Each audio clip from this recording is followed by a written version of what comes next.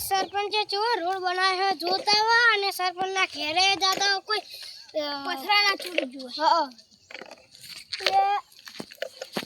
આ કોણ હે આ પથરા ચો લઈ જાય હે પથરા કોણ પથરા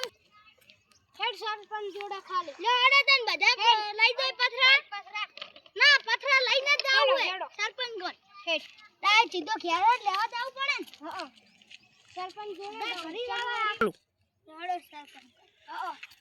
આ બેઠા સરપંચ એમ છે સાલતું તમે પથરા લઈ જાવ સરપંચ આ ચોરી કરે હે